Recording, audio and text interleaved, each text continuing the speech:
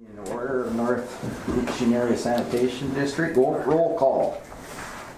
Mr. Rudd? Here. Here. Here. Here. Here.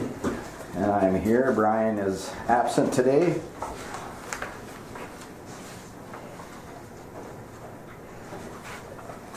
What do we got here? We got the city administrator. What else do we have? Crystal Clance and Darcy Sullivan on the camera. Ken Anderson too. Ken Anderson, yeah. All right. What are they? See him behind her. He's supposed to snuck in.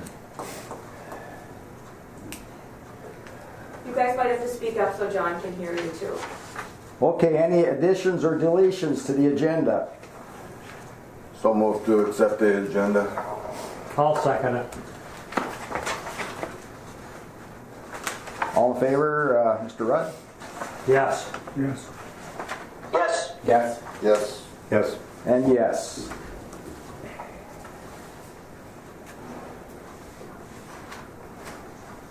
Minutes from the December 13th NKASD board meeting. So moved to approve. Motion by Don, I'll second it. second by Mr. Rudd. Any questions? No questions? A call I'm for... what? Just a second. Okay. Who's this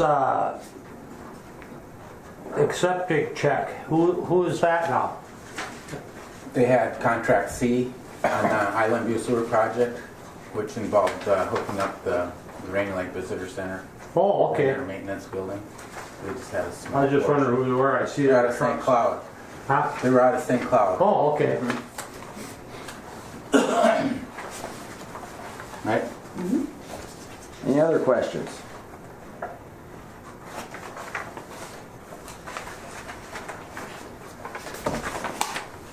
Any other questions? If not, I call for a vote. Mike? I vote yes. Yes. Yes. Yes. And I vote yes. Okay. And for informational, we'll look at November East Cooch minutes.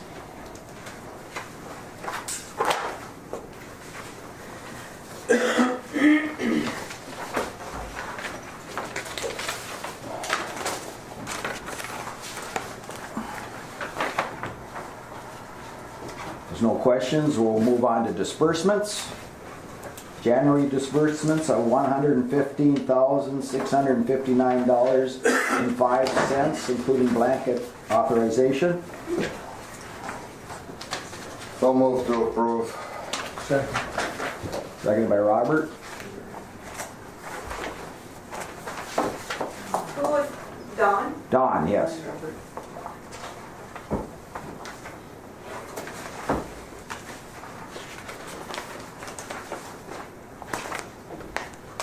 Mr. Chairman. Yes. I had a question on the fuel from bootleggers. It was very high, and I don't know if that had anything to do with the biosolids or the sludge. I think it's probably what we're going to start seeing as a result of the Island View project. 'Cause it was, And it's winter, so it would go up a little bit, vehicles warming up and such, but okay. I have a feeling that it's going to start being a trend like that, but we'll see. It's usually around 4 or 5. Yeah. Well, we're going a lot farther too now. Yeah, that's true. What was the reason he said? Island View Sewer trips up the lake.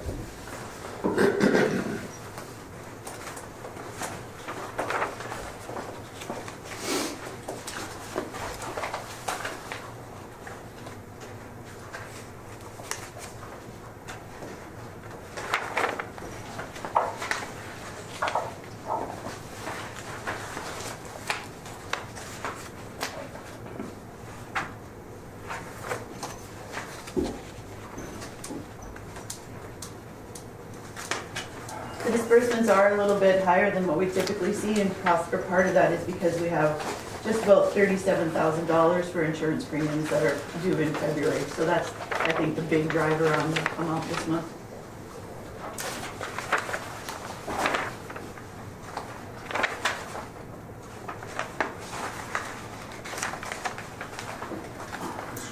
Is that, Yes. are those premiums, are they pretty much similar to previous years, or are they? Slight changes, but overall about the same.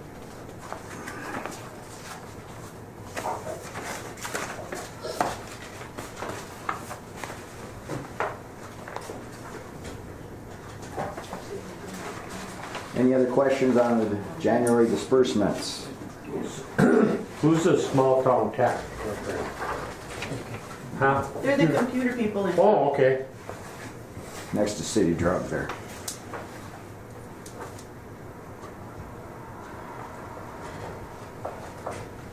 Any other questions on disbursements? If not, a call for a vote. I Mike? vote yes. Yes.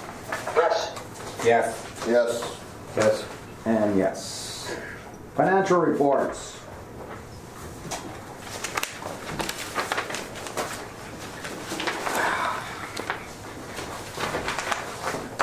You'll see in your packet, included in the financial reports this time is the year-over-year comparison from 2017 to 2018, in addition to the normal ones that you get.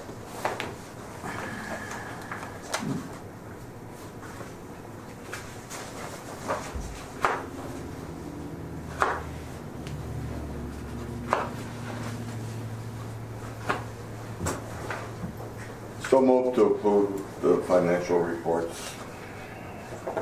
Motion by Don, I'll second. seconded by Mr. Blair. Blair and Don and Blair. Don motion. I second. Question on that year to year. We had about $250,000 more revenue. No, Less. less. 18 is first. What number is that, Steve? That's the third packet. January 2017 through December 2018. Says, The first column is 18.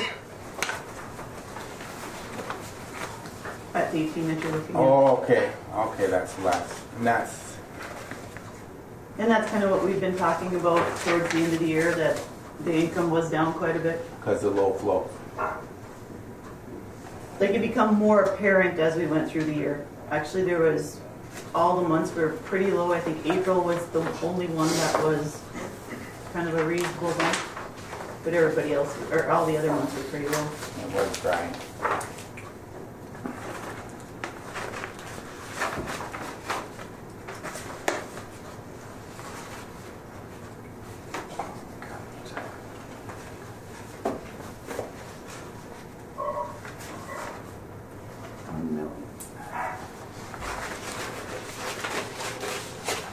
Any questions on the income and expense reports?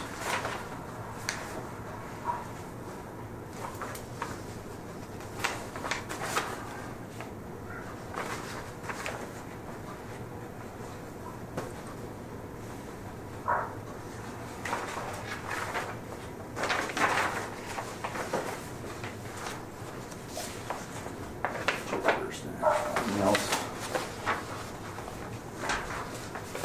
And you also got the budget versus actual. People get a chance to look at that too.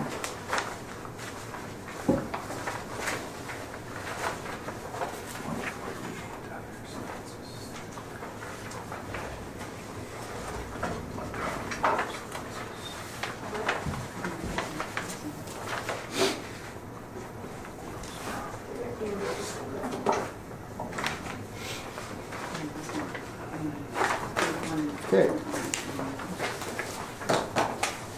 No other questions on financial reports? I call for a vote. Mike? I vote yes. Yeah. Yes. Yes. Yes. No. And yes. Okay. Old business, Island View update. Everybody's wrapped up for the year. I think we ended up with about 63 grinder stations in all online. They're currently still experiencing some issues with Lift Station 100, which have been ongoing. We're working through those. And there have been a few issues at Cormorant, which the workers are working through in coordination with Quality Flow. Their hardware issues, it looks like it in Cormorant. So Island View is going to be pretty quiet for the next few months. Okay. Any other questions on the update? If not, we got the union negotiations update. We have, on, old business, oh, I lost my train of thought.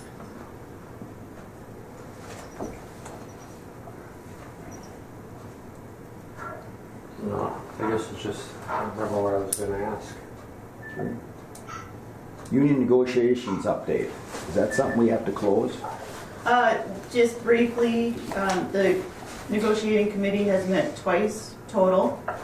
We did have our first face-to-face with the union last Thursday, the 10th.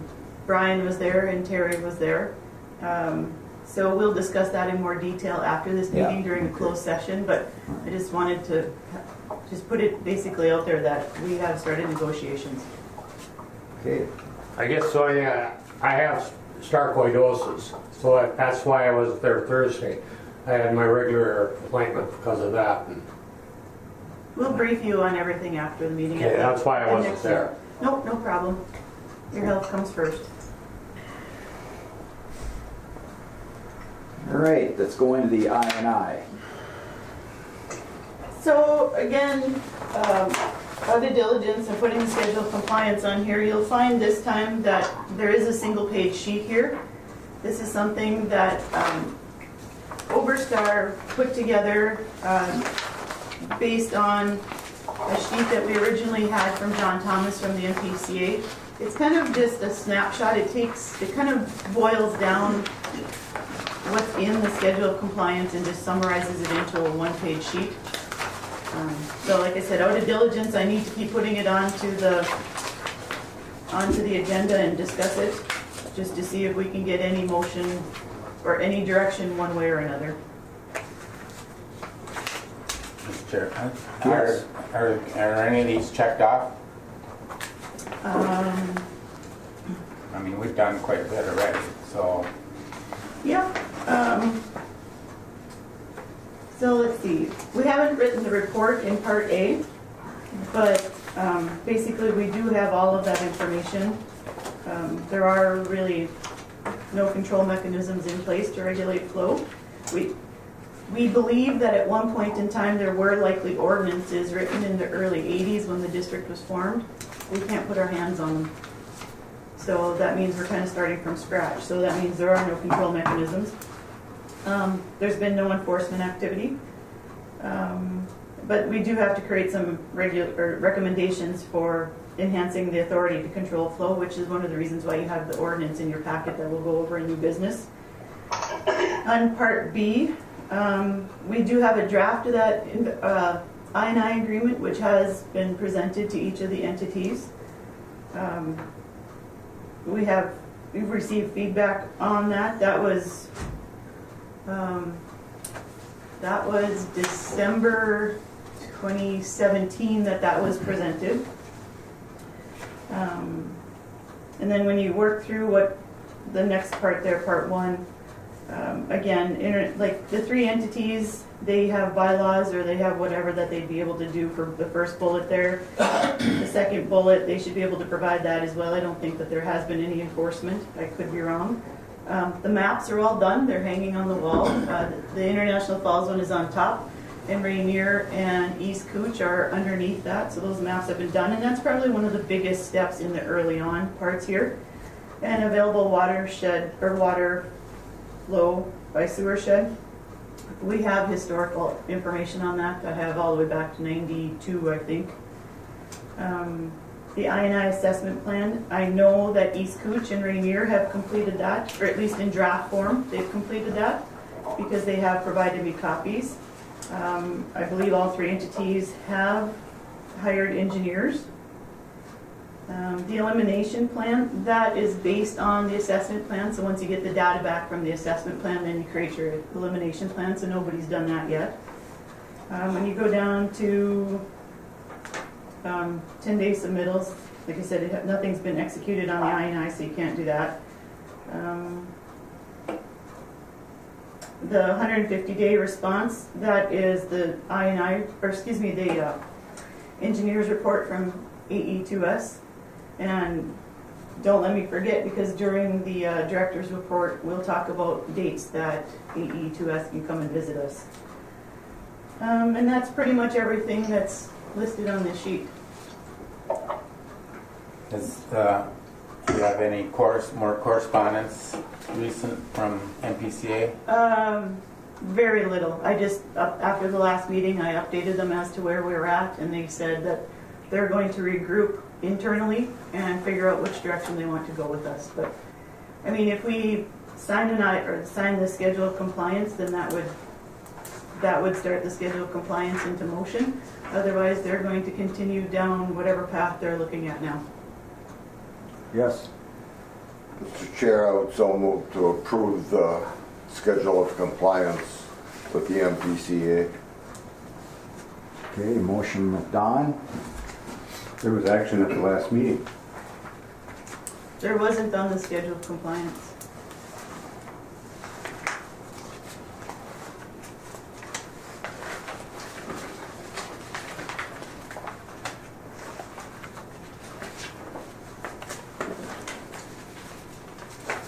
Motion by Don. You have a second? I'll second the motion. Okay, second by Mr. Bruggeman. I had another question on control mechanisms. You have ordinances listed under that. I don't know if that's the proper place for an ordinance. I'm thinking a control mechanism is like our meters and stuff, where we track the flows. And Nope, I think they're looking for how we're controlling. They're not looking for physical controls, they're looking for administrative controls.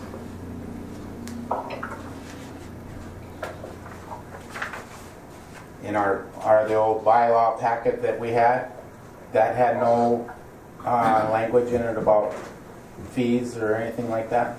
I'm curious that you made this motion with it. It's about that thick. I would be interested in seeing whatever you have then. That blue, it was in a blue folder that we got when it's the bylaws for the district. See, the bylaws that I have are 3 pages. Oh, mine was. So if you have something different, Steve, I'd be really interested Okay, in seeing I'll that. bring it in. Okay, do we have a second? What book was that? Yep, John seconded. Steve? John did second. Oh, I forgot. The old timer there in the crow. Bylaws. All right, any other discussion? If not, a call for a vote. Mr. Rudd? I vote yes. Yes. Yes. Yes. Yes. No. Yes. Okay.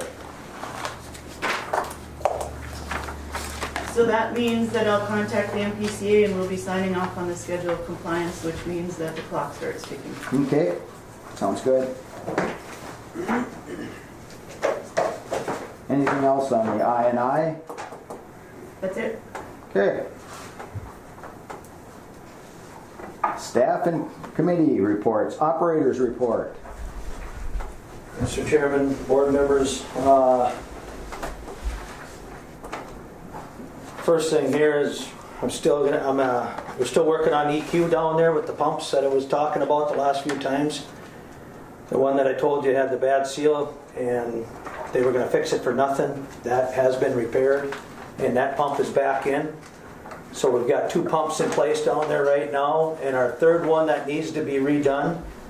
We got that down there, and we just got a call last week that that one's ready to be picked up, and that one's done too. So we'll try to get that back here as soon as we can and get that one in. And he said that the seal was bad, but the bearings were good on it, so it shouldn't be too bad as far as cost-wise. So when we get that back, we'll get that put back in, and we should be in good shape and ready for spring. And all 3 pumps should be ready to go.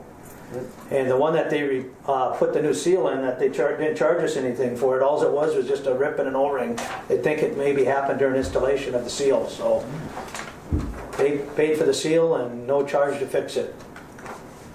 So that's where we're at with that EQ down there. Also, General Heating was here. And usually we have them stop in and check our boiler. He runs stack temperatures and stuff and just checks for leaks around the boiler. And he told us that our number one boiler, the gaskets where the main burner bolts to the boiler, it's leaking really bad, he said. And he didn't recommend running it right now. So what he did is he siliconed it all up for right now with high temp silicone. We got our other boiler as a lead boiler. And he recommended us putting a carbon monoxide detector down in the boiler rooms, which we did. We went and purchased one, we got that down there right now. But he recommends changing them gaskets out, pulling the burner out, and putting new gaskets on that burner assembly, which is a pretty big job. And we asked him to give us a price, a general ballpark figure on a price on that, and he said to figure around $4,000. He said it could lead into almost 2 days to get that out of there, and that's figuring high, he said. It could go good, we could get it done in 1 day, and I told him that we could assist him in that, but maybe we want to get another price from somebody else too to replace that, to work on that. But I think somebody like that should be here to assist us in getting that burner out. And at the same time, we'll take the covers off of both ends of the boiler and clean the boiler at the same time too. So if you want, we can get another price from somebody. He just said, I'm figuring high. He said, I can't guarantee nothing until we get into it and start removing it. But there's a lot of piping and stuff to take apart and to get that burner assembly out of there. Who else can do it? Well, maybe I can have Shannon stop out and look at it. Our purchasing policy says that when we can, we should go out for 2 quotes. We're trying to be diligent with that policy. At the end of the day, we know who we would like to do it, but at the same time, we want to make sure that with a dollar amount like this, that we're doing 2 quotes when we can. We don't even know if Shannon's or somebody could work on it. Would the gas company have anything to do with it? I don't think so, no. But you don't He's have, always taking care of our boiler here, General Heating has. And we've always coordinated when he comes up to check other boilers in town. They take care of the school boiler, and I think there's some other ones in town that they look after too. And that's why we've always used them. And he's real familiar with our boiler. And It's hard to get a quote if you don't know how much work's involved in it, but yeah, you exactly. wouldn't do that till summer then, right? No, we'd like to do it as soon as possible. We want to get it, it's a little bit of a safety hazard because we're not using it. It's not that big of a safety hazard, but it's still hanging out there, so we'd like to get it addressed. Yeah, if something goes wrong with our other boiler, we'll have to put that one back online. We got it set up right now where it's the backup. If the other one trips out, this one will come on. He siliconed, like I said, he patched it up and it's just got a tiny little leak right now, nothing major, but he wouldn't recommend running it for any long period of time until we fix it right. So we got it set right now as the backup. Why don't, if you could check with Shannon's and if they can do it fine, they give you a price, We'll have them look at it. and then get it done then.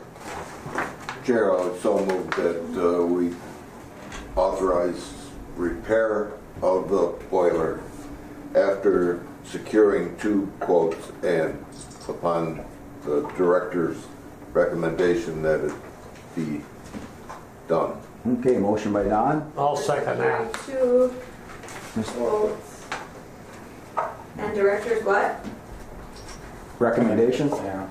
Director or Greg's either one, whichever one. We talk about everything like Yeah. that. We're usually on the same page, or else whoever's toughest wins. Usually. Let's see what they say. Let's get them to All right. look at it. Okay, Was there a Okay. second? I second it. yeah, Okay. okay, Also, yeah. okay. We're voting on that, so let's vote on that, okay. Oh, yes. Yes. Yes. Yes. Yes, Yes. And yes, okay. Also, the IME truck, Paul Montaigne finally come and got the truck and paid for it. Good. Which is nice. And he moved it out of here. He's storing it out at the Tyler Davis property out there where we're at. So, paid for and gone. All right, Just so that we're clear on this, Because of the fact that it hasn't been registered for more than 7 years, transferring the title has been a bit of a challenge. I've been trying to work with, I started here at the License Bureau. I've had to reach out to people down in St. Paul to guide us on this. So that story isn't completely done, but we do have the money. I'm just working on transferring the title. Therefore, it's still on our insurance right now, just so that we're all very clear on that. Okay, good. Okay.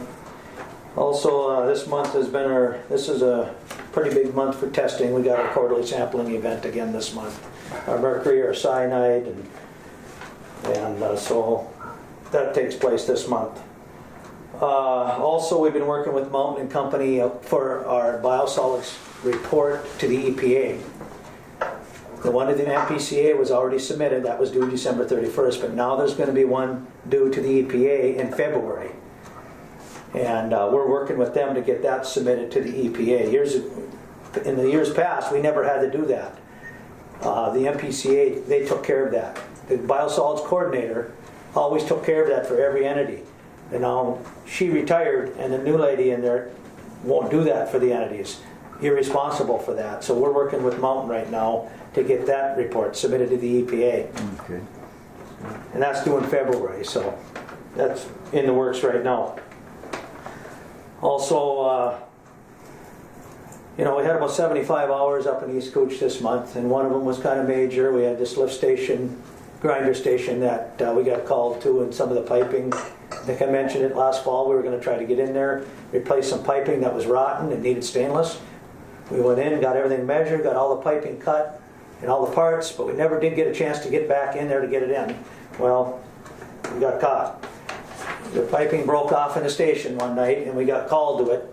We got it stabilized and got it, but the piece of the pipe was laying in the bottom and stuff, and we had to make an entry that night, about 10 o'clock at night, make a confined space entry in there to get things hooked back up and stuff for the time being.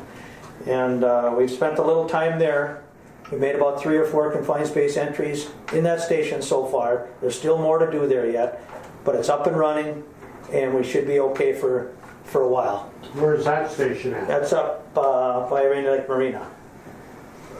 It's a duplex grinder station, but Was it Sunset we'll Cove get it. area? Huh? Sunset Cove area? Is that what Yeah, it is? somewhere, yeah, right in that area. But we're working on that, but it's stabilized now, and we got things are running. It's working. Also, like our chlorination system, our regulators. They recommend rebuilding these regulators about every year, depending on the chlorine usage.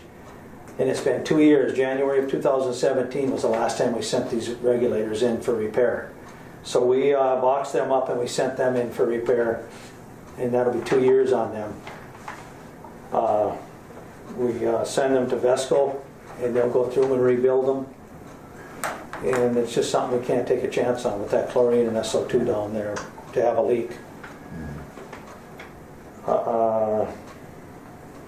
And that's about all I got. Okay, thank you. Yep. Director's report.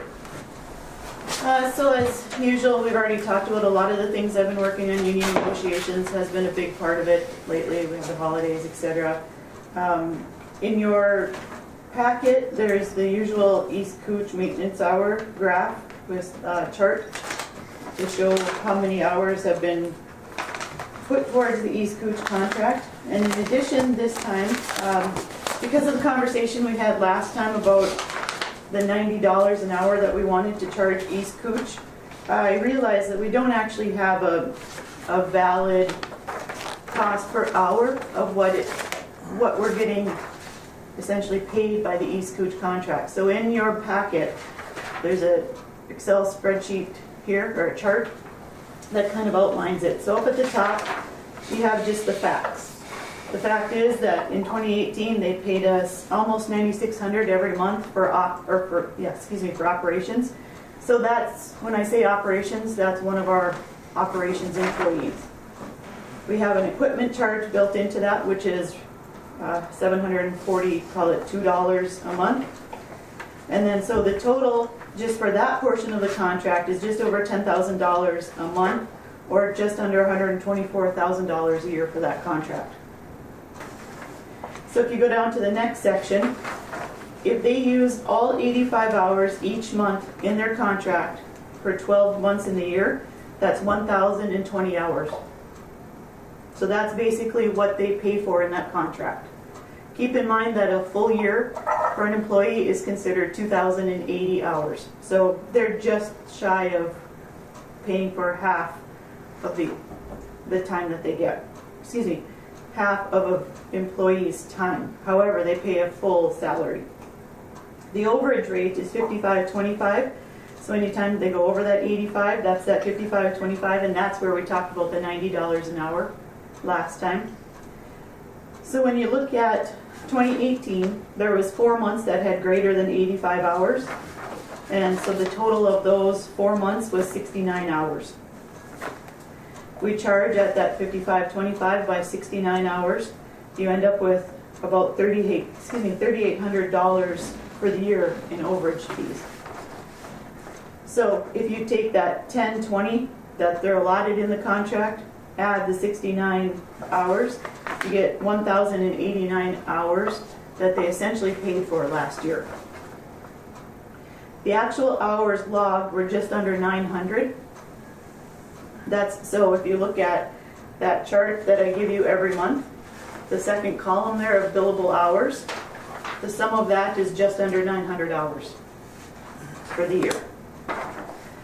So when you break it down, if they were to use 85 hours a month every single month for their operations, the operations rate for that, including equipment, is $121 an hour. If you look at their effective hourly rate for last year, so that's the total operations and equipment cost plus the plus the overage, and you divide that by the total hours that they spent in East Cooch, which was the 900.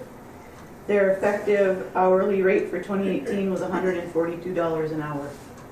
So when you compare that to that 55.25, the 55.25 is an actual loaded rate. When we go through and calculated it, I think it was maybe the budget committee that reviewed that with me. That's anything from their training to their safety tows, retirees insurance, health insurance premiums, everything is rolled into that 55.25. So on average, it costs $55.25 to have each of our guys here every day. And they're paying, East Cooch is essentially paying us, call it 2.5 to 3 times. In 2018, they paid us 2.5 to 3 times what it cost us to have an employee here. So when you look at this overall, there is a benefit definitely to North Cooch, and there is to East Cooch as well. Don and I discussed this. And East Cooch, it wouldn't be cost effective for them to go out on their own, because it wouldn't be $127,000 or $123,000 for them to set up. They'd probably have to have 2 guys that have to get all the equipment. This is a mutually beneficial relationship that we have. So I just wanted to share those numbers because I'd never looked at it from this perspective either. And I said that we would discuss when we wanted Scott Schaefer from AE2S to come. So his current availability is he has January 22nd in the morning. He has January 24th, 25th, 28th, or 29th, and January 30th in the morning. So those are his January dates. Would any of those work?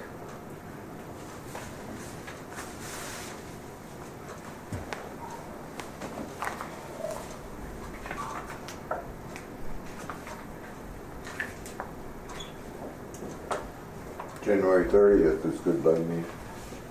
So that would be January 30th in the morning. How's that work for everybody else? You okay? Steve? On the 31st. Bob? No. Won't work. Okay, January 22nd in the morning. Yep. It's a Tuesday. Okay. So we're looking at January 22nd? Yep, in the morning. What time in the morning? That's my next question.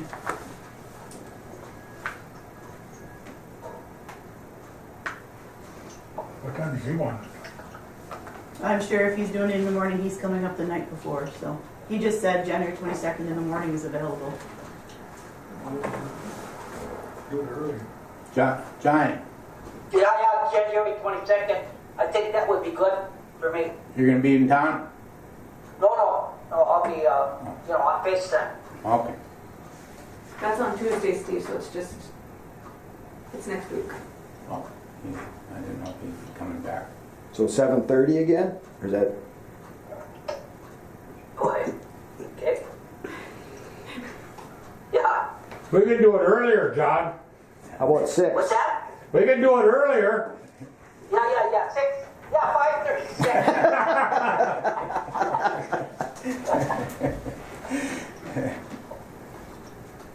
So we're looking at 7:30? I'm going to Yeah. respond to his email right now and make sure that that still works for him. Okay.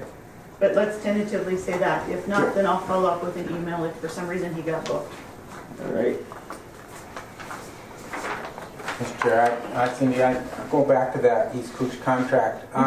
Equipment charge and equipment cost. Did you factor in our insurance into that formula? Our property insurance and everything? Can't remember. So, okay, so the other part of this that I forgot to mention is there is another part of the East Cooch contract, which is the administrative portion. Mm-hmm. So I think like on property, that went into the administrative portion. Because we did have a, what is it, $30,000 Yep. bill for insurance. So I can actually, to be more clear on that, on the equipment side, I looked at what it cost to insure those vehicles. And then I gave them the equivalent of the cost of one of those vehicles. Okay. So that's into the equipment. But in terms of like general property, that's factored into the administrative portion of the contract. That was 36.9, almost 37,000. Right, so that's workman's comp and that's general property, including auto. Including vehicles. So there's two of them listed there. Yeah. The bigger one is for the general property, the smaller one is for workman's comp. And I believe when we did the loaded salary, we did factor in workman's comp at that time. Okay. Yeah. Mr. Chairman, Yes.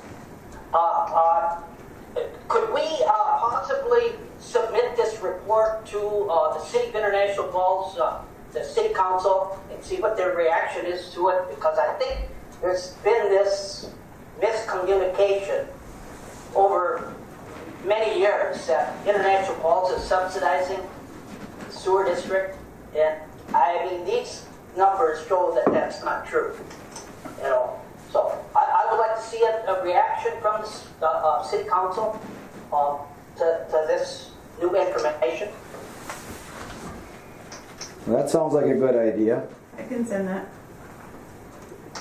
Because obviously, well, if you look at this just about any way you want, East Cooch is paying well more than our share. And we appreciate that. We appreciate the fact that we can work together and save money for both entities. Because these times of tough budgets, I know the city made some big cuts, increasing the property taxes. We got a 1% sales tax. I think this is awesome that we can work together and they show that we're doing what we can to help.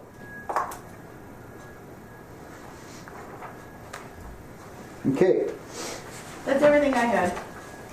We never did get any of that paperwork from the engineering firm on the construction, the reconstruction of the plant. Yeah, I gave all of you that report 2 meetings ago maybe. Oh, okay. But before you leave, if you don't have it, I'll print it off for you again. I guess I must have missed it or something. So we're all up to, all the paperwork is turned in by the engineering firm. He's given, you're talking about AE to us? Yeah. No, I'm talking about, As-built. Oh, WSN. Yeah. That's a different conversation. so what, They did provide some information 4 months ago, maybe. It was a while ago. they started, I think it was the first chapter of the O&M manual. I haven't heard from him for a little bit, but I will nudge him on that again too. Yeah, I hadn't heard anything if they responded or give you the rest of the information on that. No, I'll give him another nudge on that. Okay, anything else for the director's report? Nope. I just Yes. like to add on, the as-built are critical to our keeping that plant running. Is that a fact, or? Well, we're supposed to have them.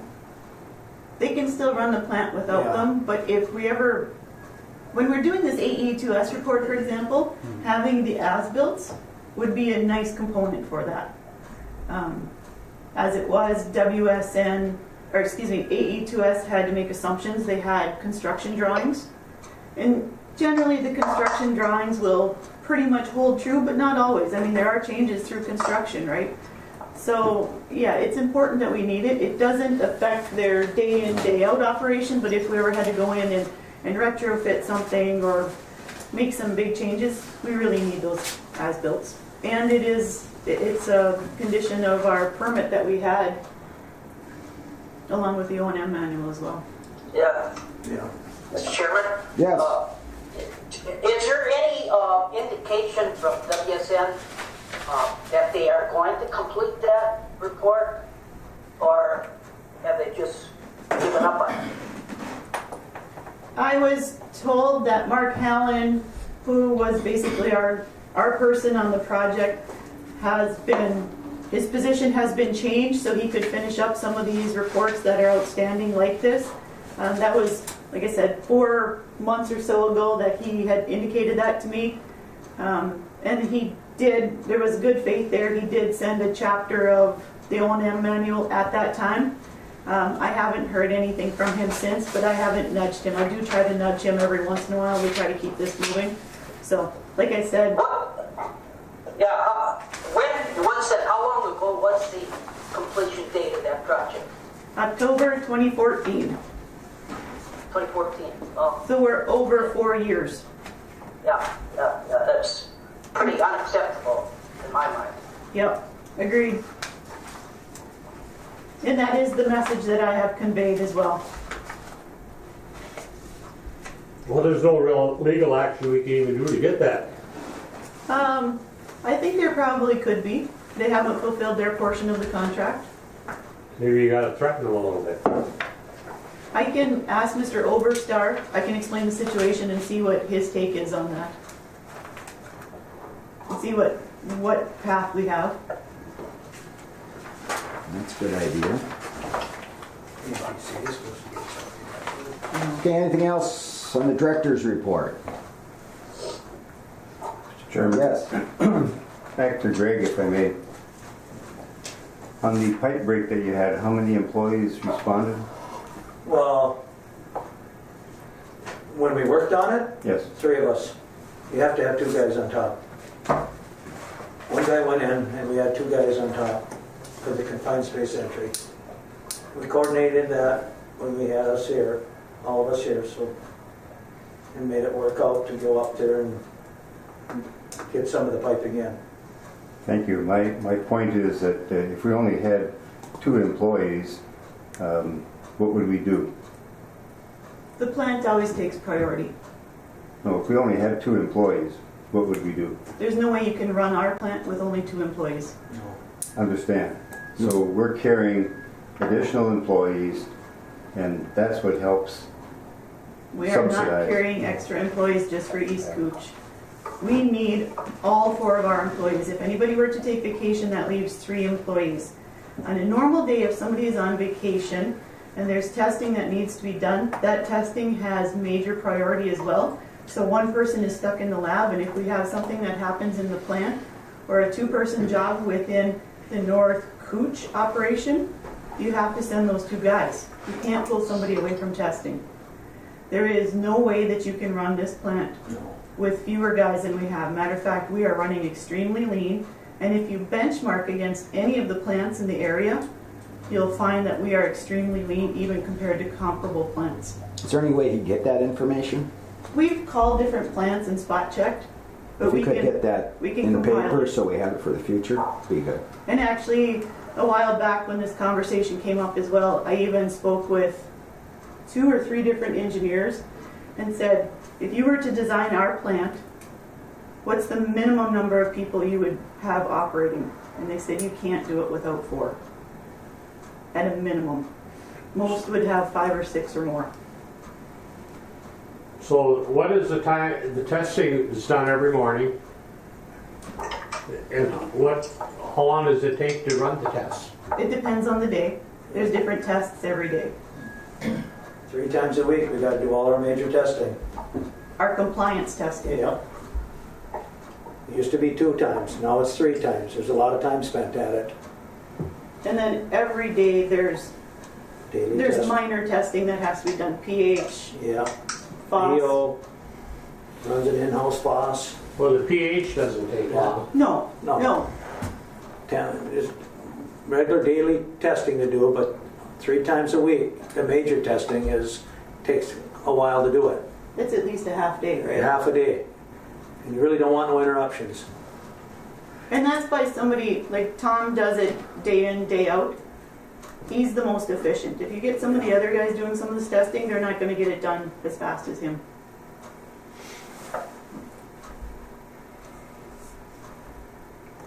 Anything else on director's report? Now let's move to new business. First is North Cooch ordinance.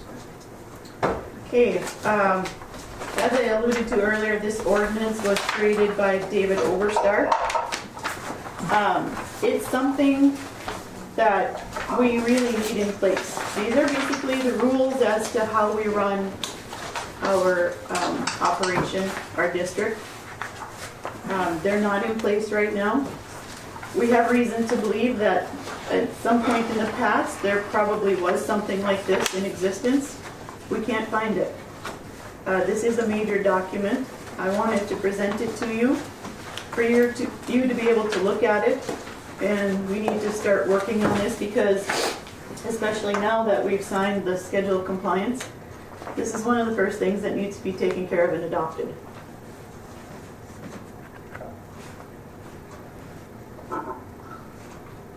I've kind of just glanced through it. It seems awful thick to me. I don't know if it's overkill or not, but there are some punctuation things on that first. I'm going through it at the same time and trying to make sure that the language makes sense, trying to anticipate any scenarios which sections would be put into play.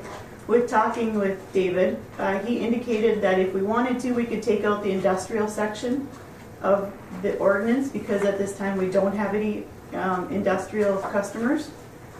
But if we ever took on any industrial customers, then we would need to incorporate them, or incorporate that section back into the ordinance. Well, he calls the entities one of them East Koochiching County Sanitary District. Yep. I don't know if it's called East Koochiching County. I That don't know was if one of county the should be in things there. we got into when there was bonding issues or bonding paperwork going through with Island View. It's been referred to a couple different ways in a couple different locations, but that's one that I highlighted as well. That also on that section 1.3.2, the wording of that is, I don't know if something's, I looked at that several times and I don't understand it. I think I have notes on that one as well. What section is that? 1.3.2. 1.3. There's a word in there that shouldn't be in there. And then also, when it says prohibited items, it has a whole list of prohibited items. Where are you, Steve? 3.3.1, subsection 2. Seems it has regs, and it seems to me there might have to single out baby wipes. Isn't there an issue with baby wipes? I don't know if they would be considered regs or what, but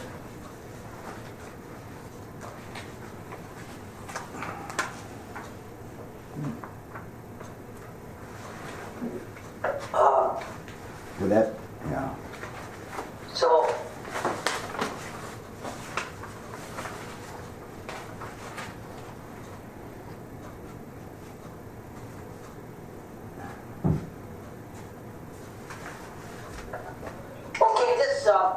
Mr. Chairman. Yes. This was something that our attorney, Mr. Oberstar, drafted. Is Yes. that correct? Yes. Okay. It appears that I know in the past that there have been two operating ordinances, the sewer use ordinance and the user charge ordinance. Two different documents. Both of them had to be adopted by all entities and by North Cooch. Now it appears that this one ordinance contains both of those, sewer use and user charge. I'm not sure whether the user charge part of this has been really fleshed out yet, but this would be a document that going forward that we should probably adopt. So either sooner or later, I don't know. I imagine we've already paid for this to have this done. And, Yes. It's probably pretty boilerplate. So I think we could probably adopt that at any time. Do you, I don't know what it's board thing. Cindy, do you think there's some changes that need to be made first? I think there are tweaks, but I think there's nothing major in here that we're going to change. Okay. Would you suggest passing this at this time? I guess my question back to the board would be how much latitude, if we pass this now, would I have for changing little tweaks like adding baby wipes? And there's a section in here that talks about what we're allowed to discharge. So on page 11 has somewhere we need to refer to the permit to make those changes, and that's directly given from the permit. There's one other spot like that too. So like I said, if the board would be okay with me working with Overstar just to make minor tweaks and on things like that, then I don't think there'd be a problem. Mr. Chair, would it require the MPCA to maybe have some feedback on it? I mean, they kind of pushed for this too, didn't they, in the I&I thing? Yep. And to that point, I have sent this to John Thomas and told him that if he had any interest or opportunity to comment on it, that we would appreciate his comments, and I haven't heard anything from him. How long ago did you send it to him? Last week. Okay. If we do pass this, this can be changed by, By the board. yeah. Yeah. Yeah. Mr. Chair, I would so move to approve ordinance number 1. Okay, Don's made the motion. Do I have a second? We lost. I'll second the motion. Second by Mr. Bruggeman. Any discussion? Mr. Chairman? Yes. Yeah, I'm a little concerned about section 7.3, cost apportionment. That's kind of like an open-ended thing. That would take a little bit more work. And it does say that the board will adopt. It suggests that in 7.3 that the board has a little bit more work to do on this. So the board, if it needs legal advice later on about the user charge part of this ordinance, that's okay, because we can add an amendment to this for our charge system. I think, as you just alluded to, John, section 7.3, where it defines apportionment, it actually says that we need to adopt a cost apportionment policy. So basically what you said, that the ordinance says that we still need to basically go through and do the equivalent of the sewer use or the sewer charge ordinance. Yeah, I remember the original one. I do remember a portion of it that has had a couple formulas in there for rates, the rate setting. So that's maybe something that we could do later on. Sounds good. Mr. Chairman, I believe that this ought to be sent to the entities for their consideration. This really doesn't require input from the entities because this document is establishing North Cooch's authority to operate, and getting input from the entities kind of negates the point of having the ordinance. As per the enabling legislation, we're supposed to have that authority, and this basically defines that authority.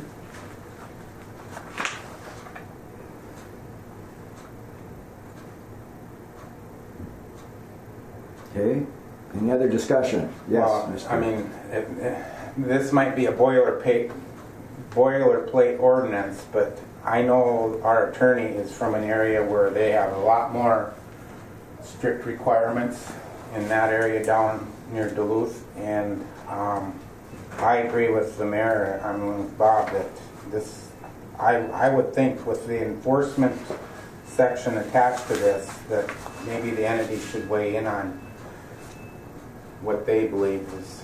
Steve, I'll put it to you this way. When you go, if you got a speeding ticket, the judge wouldn't say to you, hey, what do you think about the fine? We're the authorities. North Cooch is the authority.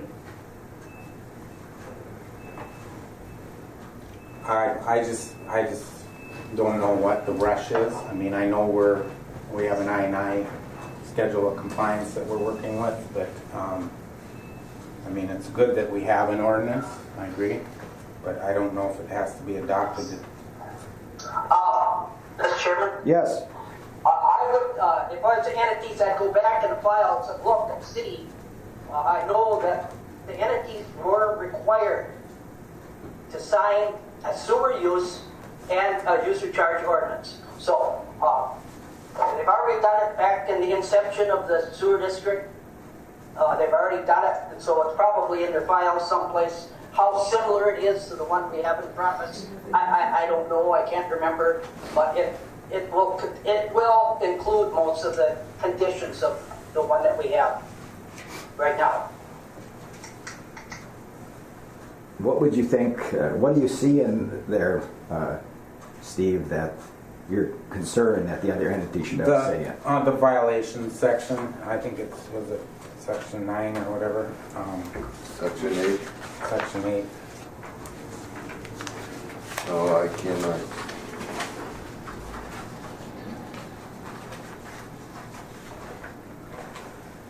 We have two representatives from those boards here. Do they have anything to say about that?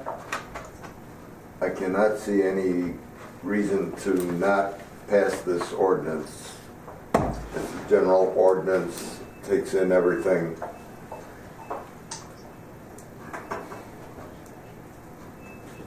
How about you, Looking John? at it from the North Cooch, that this should be passed. We have to have something in writing. If they can find other ordinances or things that were passed umpteen years ago, I'm sure that the purpose and the objectives of this would supersede anything passed in the, so. Okay. How about you, John? Do you have anything to say on that? No, I think we could pass this and we'd be fine. Okay, so the two representatives are okay with it. Okay. Anything else on this? Mr. Chairman, Yes. couple questions. What does North Cooch have for your bylaws or procedures for adopting ordinances? Do you just adopt them at the same meeting? Do you have a first reading, a second reading? Is there any notice requirements? Is there a public hearing requirement? Can somebody explain that for me? My understanding from talking with Mr. Oberstar about any comment period or public hearing is that because of the nature of this ordinance, it's not required. And there's nothing in the bylaws that talk about introducing ordinances that I'm seeing at first glance. But we must follow state statute, I would assume, to adopt an ordinance. Well, Mr. Chairman, there are different requirements. You know, the city of International Falls, for instance, our ordinances require, or charter requires that we have a first and second reading to afford the public an opportunity to comment on the ordinances before they're adopted. I guess my question would be is, based on what I heard, that some people have some concerns and want to tweak and add things such as baby wipes, are you going to adopt the ordinance and then do an amendment to the ordinance to adopt baby wipes, or are you going to allow other people to just change the ordinance after you adopt it without board action? I think the discussion was here that would come back here and get approved, wouldn't it? Any other changes, little ones or not? Any changes, I believe, would come back to this board. And the city of International Falls adopted that they have to have 2 readings or 3 readings, whatever it is. I believe, from my knowledge, that by passing this through North Cooch, we don't have nothing like that on the books. Yeah. So we just pass it. If there are changes, it's brought back and the changes are made. Okay. And Yes? Mr. Chairman, another question then is, Mr. Bruggeman stated that the other entities had to adopt ordinances some time ago, so my question would be is, how does this ordinance affect the existing ordinances that the other entities might have adopted, and do we have to make changes based on this new ordinance that you're adopting and any changes being imposed on the other entities? This one would supersede any that have been in the past, is my understanding from talking with Overstar and previously. I think a question you can ask Mr. Overstar is if we have to publish a summary of the ordinance, and then like Ken said, do we have to have a public hearing on When it? I asked him before, he said no. I'm No public hearing. trying to get him on the phone, Okay. see if he's available. I can try to call him. Mr. Chairman, I think there's enough question that I would move that we table the ordinance for more information. Motion to table, we got a I'll second. second it. Cindy, are you available? Right now?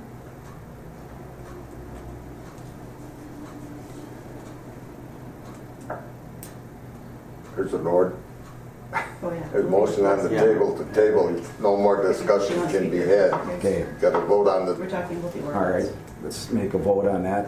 Okay. We're voting to table it? Yeah, there's a vote to table.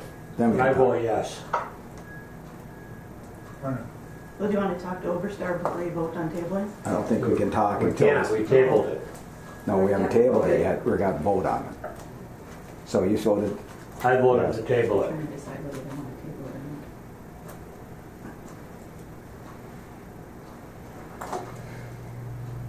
or not. Did Robert vote? not yet, he's thinking. Oh, okay. That could take a while then. Well, I'd like to hear what he has to say. Okay, so let's, well, let's finish this and then we can listen to him. So what do you vote, Robert? No? No. Yes? No, okay. I vote no. Steve? I vote yes. no, Yes? No. Okay. So it wasn't tabled. Okay, All right, let's listen. Tabling fails, right? Yeah. Okay. I'm going to put you on speaker right now. Still there, David? Yes, I am. Good morning, everyone. Good morning. Good morning. Okay, David, so we're in the middle of our regular meeting right now, and we're just discussing the ordinance. We have a motion to accept the ordinance, but there are a few questions about it. I can do my best to answer. Okay, who would like to ask the first one? I guess I can start. Thanks, David. Now, typically, like in a governmental unit, you have to publish a summary of the ordinance so many days prior to a public hearing, and we're wondering if that is the case here. No, you're not. You don't have to follow the same process. The only thing that you are required to do is publish after the fact, because there's a misdemeanor penalty. That's in the, You don't have to follow the same as municipality requirements. okay. And you mentioned administrative penalty, is that in the enforcement section of the ordinance? Yes, Oh, it is. Okay. Any other questions for Mr. Oberstar? Yeah, this is John Bruggeman. I just had some questions about the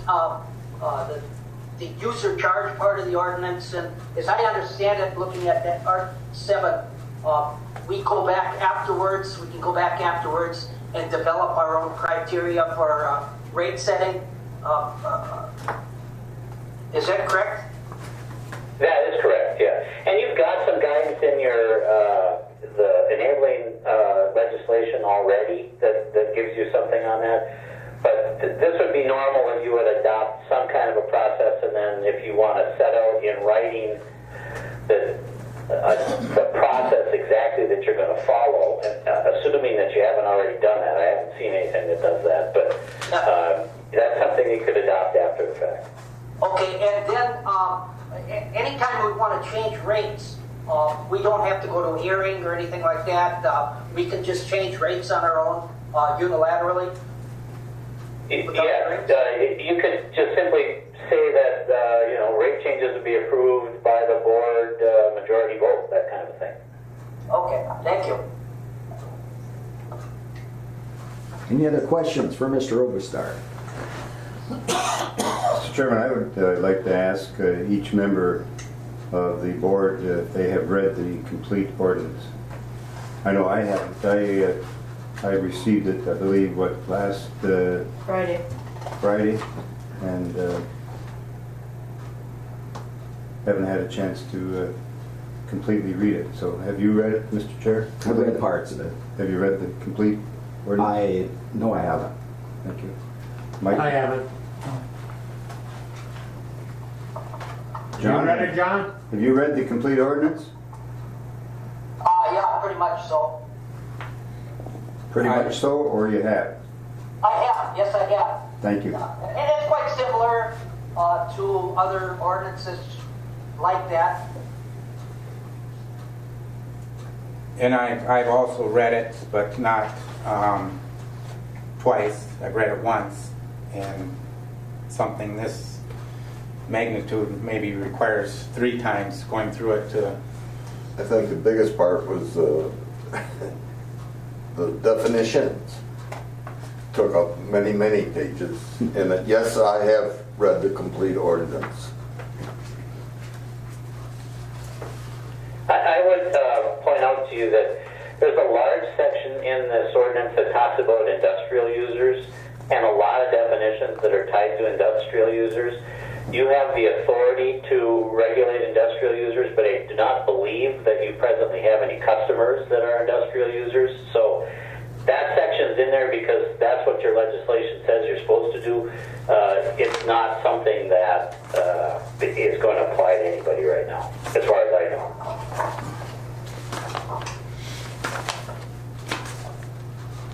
Mr. Chairman.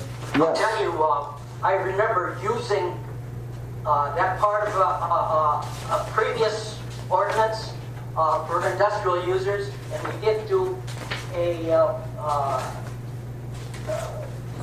use that when an industrial user was causing undue harm to the system. So it has been used in the past. A question, Mr. Chair? Yes. Would a vodka distillery be an industrial user? Mr. Oberstar? It depends on what they're discharging.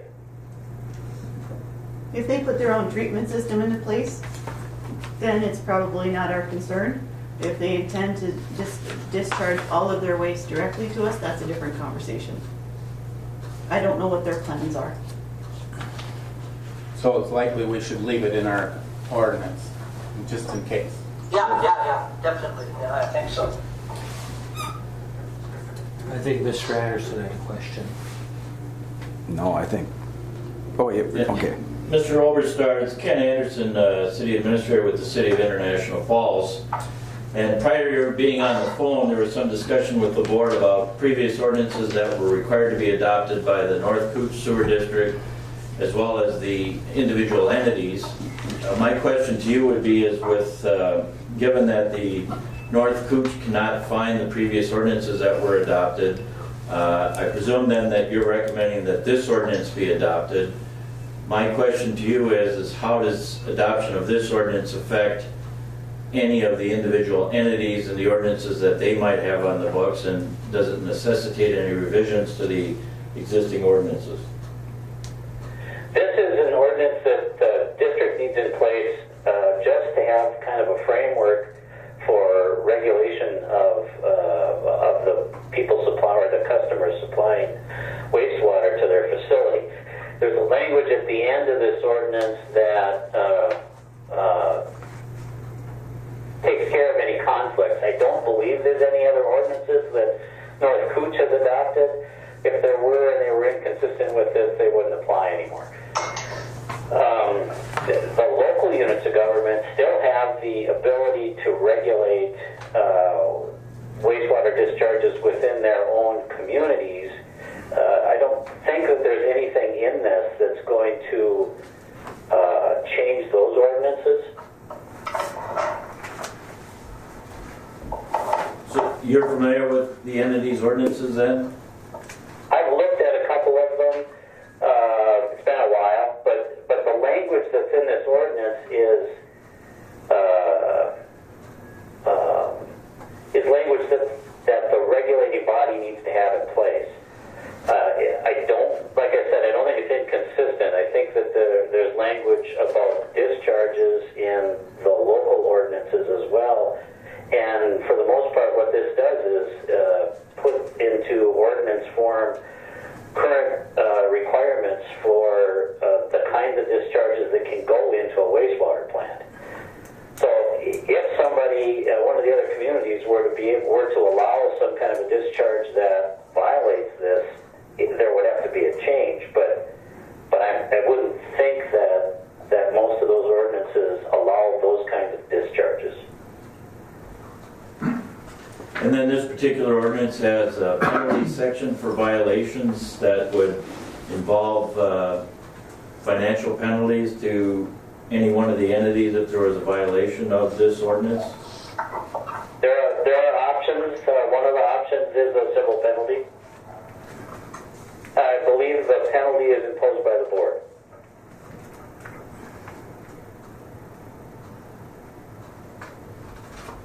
Some of the discussion before you got on the phone was questioning whether or not the entities had an opportunity and whether or not public comment was necessitated before adoption.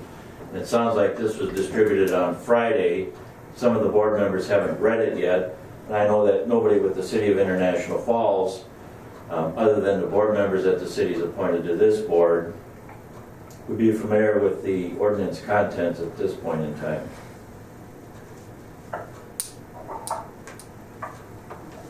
David, the conversation earlier also included the thought that the entities should be able to weigh in on this ordinance before this board accepted it.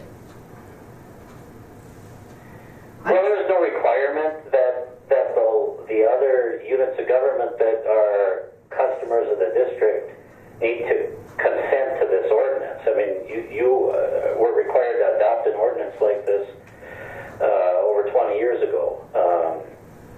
So I don't know that there's a process that requires those local communities to consent to the language of the ordinance. Well, I think the other part of it is, as I explained earlier, giving it to the entities to say that they agree to is equivalent to somebody going into court and saying, or asking, or having a speeding ticket and then the judge asking if they think that it's a fair penalty. Well, right, you're the regulating body. You, by statute, are required to have in place some kind of an ordinance that sets forth the requirements or enforces the requirements that you as a regulating entity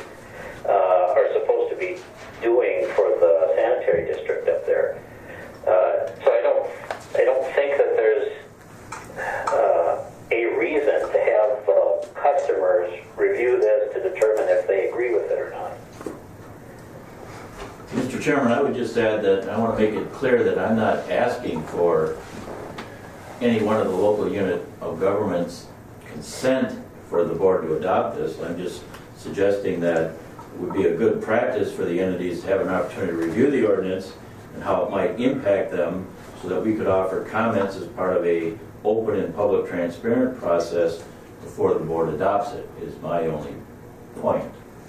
Okay, what we're gonna do here is, we're gonna be a little more orderly here and ask the chair to speak, but it seems like everybody's just popping in. So, Don, you ask first. I believe this ordinance is for the North Cooch. It sets that we have something in writing that we have permission to operate our plant and accept the wastewater from the other identities. They have to set their own rules and regulations. If they violate this ordinance that the North Cooch passes, they can object to any charges or fees or anything like that in writing to the North Cooch. It's spelled out in here. And at that time, North Cooch would review it. Okay, Steve. Mr. Chair, David, do you think the MPCA should have any weigh in on this ordinance? Well, they've been sent a copy of it, but normally they wouldn't comment on the ordinance that is crafted to kind of set up the enforcement framework for the sanitary district. That's not the normal process. Ken, do you have a question again? No? Okay. I just like to state here before we do make this vote is, I was kind of caught off guard when Bob asked if I read the whole thing or read it, and I didn't read it page to page. Being that I'm not an expert by any means in the area of which Cindy and our lawyer and even a couple, anybody that actually has worked in the system, I have went over it for what I think I could understand to the point where I could have an opinion, and I thought it was all right. To say that I ever read this and be able to understand it completely, I don't know how long. We'd never vote on it if we all did that. And if anybody says they could, in this table, they're fibbing. Okay, so saying that, do we have any other anything else on this for Mr. Overstar? Well, Mr. Chair, I would just say that I see no reason to ramrod a ordinance through. I think that we ought to take the time to review it, give the members opportunity to review it, and then deliberate it. Okay. I don't think ramrod would be an appropriate statement, but Well, getting it on Friday and expecting us to go through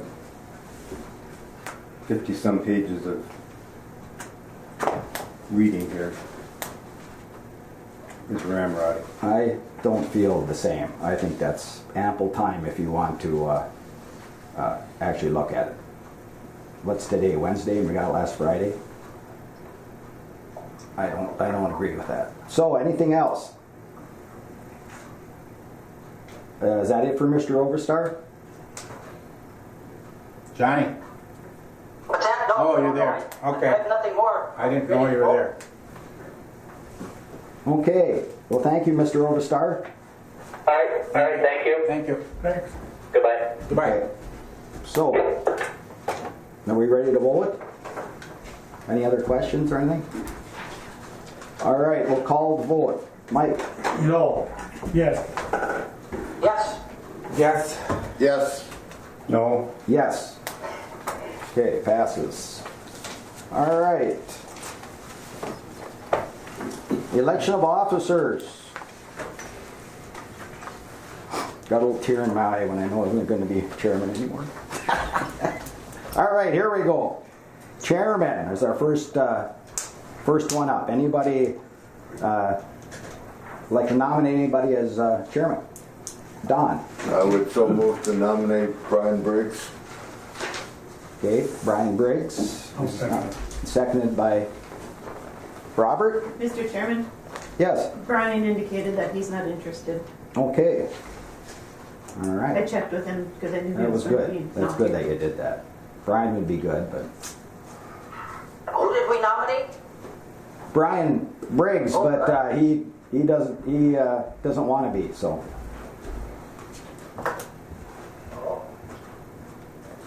Anybody else like to nominate somebody?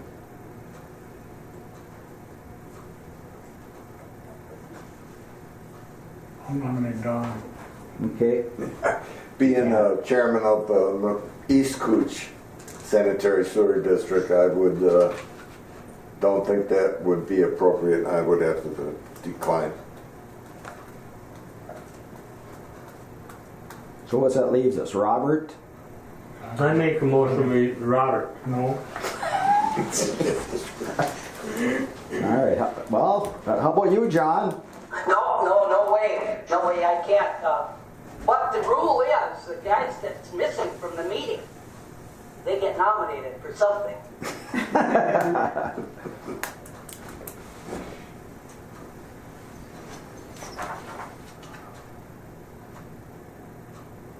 So just to be clear, we're going to need both a chair and a vice chair. Okay. Anybody talk to Leon or the other fella that's on the board? I couldn't imagine throwing them into a situation like that, but if we don't have any nominations for today, maybe we need to postpone until next month. I just don't know what would change. Leon, from what I know, would catch on pretty quick and level-headed, but I can't nominate. I think we should postpone it though. Okay, we'll postpone it till next meeting. For Sounds good. chair, do you want to try to get a vice chair? Sure, we'll try for vice chair. Anybody want to nominate someone for vice chair? And right now, just to be clear, our current treasurer is Robert and our current secretary is John. Oh, okay.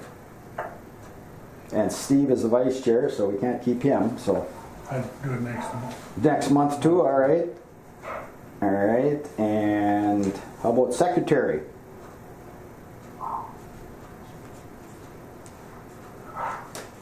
Who'd you say that was? All the secretary.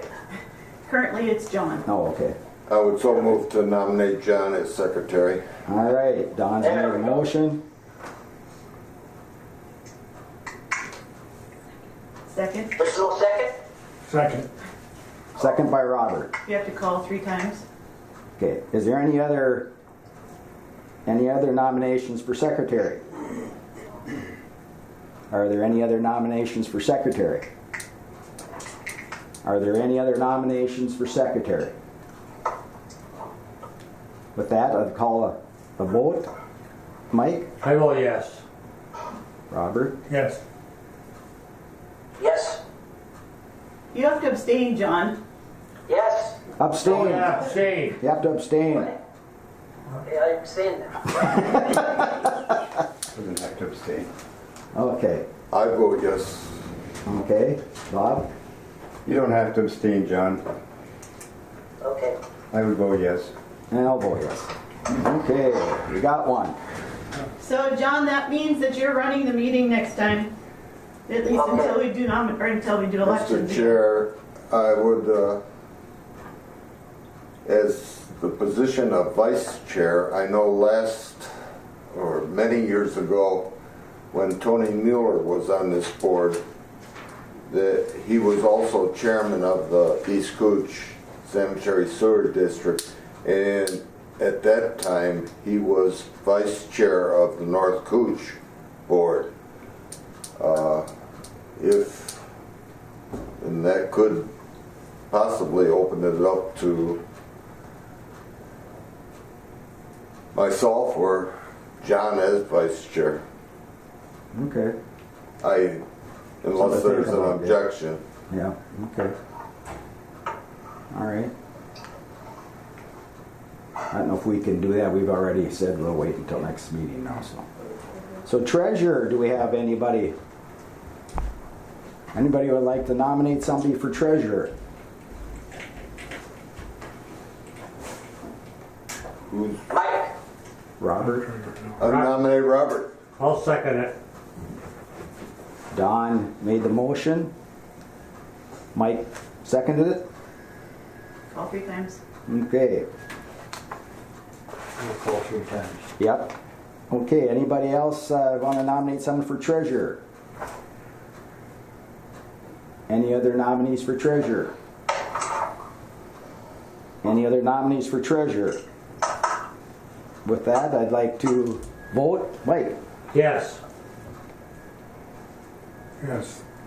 Yes. Yes. Yes. Yes. And yes. All right. Now.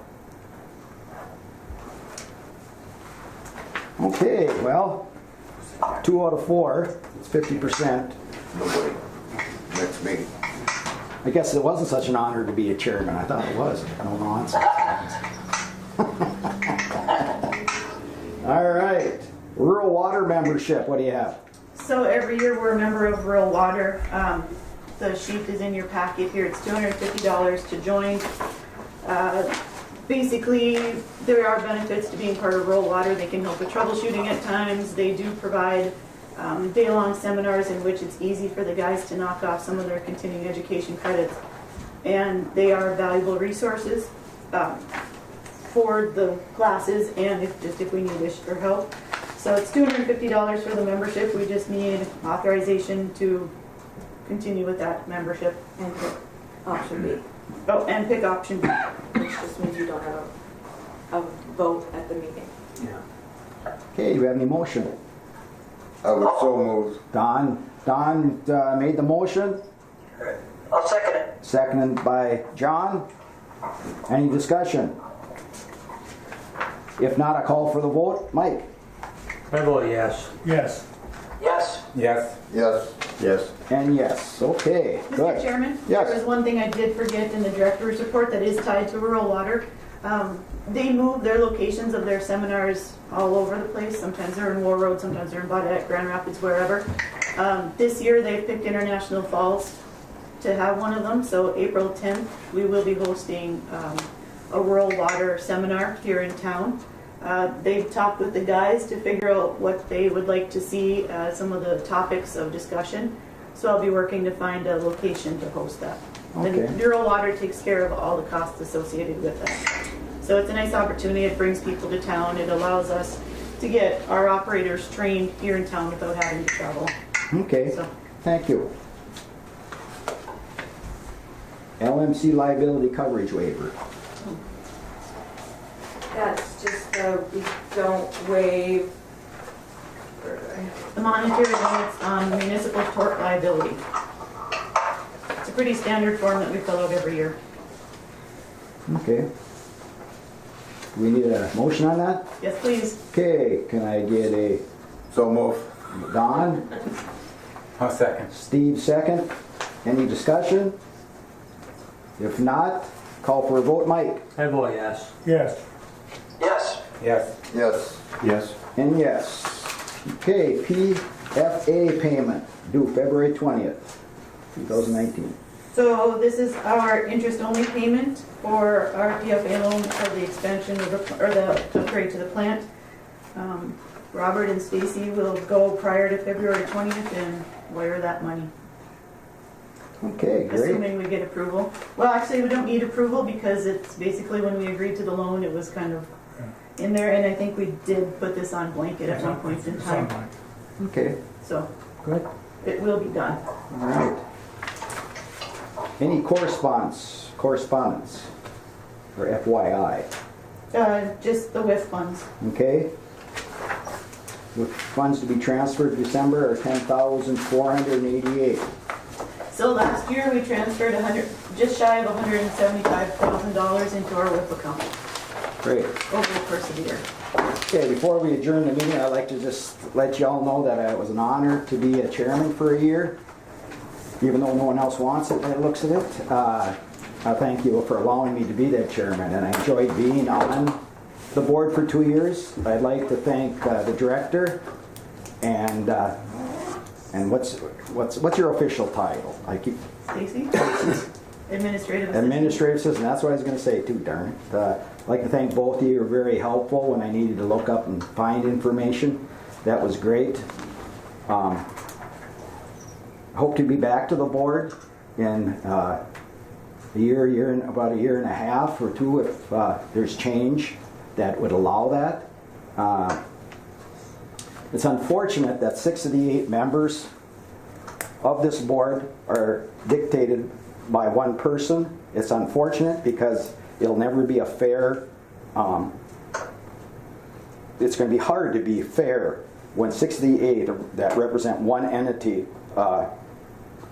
it's just going to be unfair because if you want to stay on the board, you have to do exactly what the city says, or at least a representative of the city.